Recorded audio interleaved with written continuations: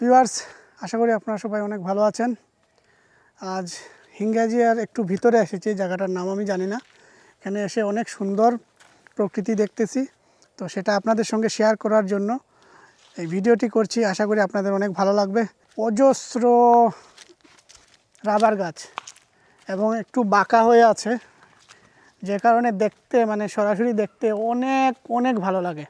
এরকম প্রকৃতি খুঁজে বের করব আমরা এবং সেটা আপনাদের মাঝে শেয়ার করব।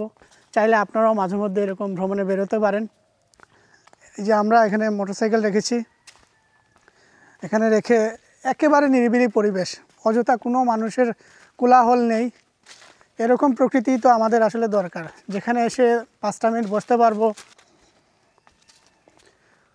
তো এখানে এসে অবশ্যই আপনারা কিছু সময় স্পেন্ড করবেন এবং চাইলে আপনারা পরিবার নিয়েও এখানে সময় কাটাতে পারবেন, যেহেতু কোলাহল নেই।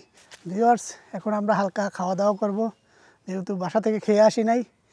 তো গোপাল আসার পথে ব্রাহ্মণবাজার থেকে সিঙ্গারা এবং পুরি নিয়ে আসছে, ডালপুরি আর কি, সিলেটি ডালপুরি বলে। তবে একটা ইনফরমেশন দিব, আমরা সবাই আসলে এই ধরনের প্রকৃতিতে এসে আবর্জনা, যে ধরেন আমরা খাবারের কোনো জিনিস নিয়ে আসলাম এবং এখানে এসে সেই প্যাকেট বা চিপসের প্যাকেট, চানাচুরের প্যাকেট বা বিভিন্ন বিরিয়ানির প্যাকেট এখানে এসে ফেলে দিলাম, এটা করবেন না প্লিজ।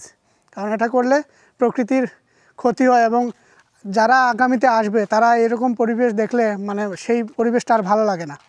তো অবশ্যই আসবেন, সব কিছু নিয়ে আসেন, সমস্যা নাই, কিন্তু একটা প্যাকেটে করে সব কিছু নিয়ে যাবেন। এটা হলো আমার একটা অনুরোধ। যেহেতু আমরা ভ্রমণপ্রেমী, এই চিন্তাটুকু আমাদের মাথার মধ্যে থাকার দরকার আছে। আমরা প্রকৃতি কখনো নষ্ট করব না। এরকম সুন্দর সুন্দর ভিডিও আগামীতে আরও পাবেন। আমার এই পেজকে অবশ্যই ফলো, লাইক দিবেন। আমার পেজের নাম হলো ট্রাভেল উইথ জিতেন। আশা করি আগামীতে আবারও নতুন নতুন ভিডিও নিয়ে আপনাদের সামনে চলে আসবো। ততক্ষণ পর্যন্ত ভালো থাকেন, সুস্থ থাকেন, টাটা, বাই বাই।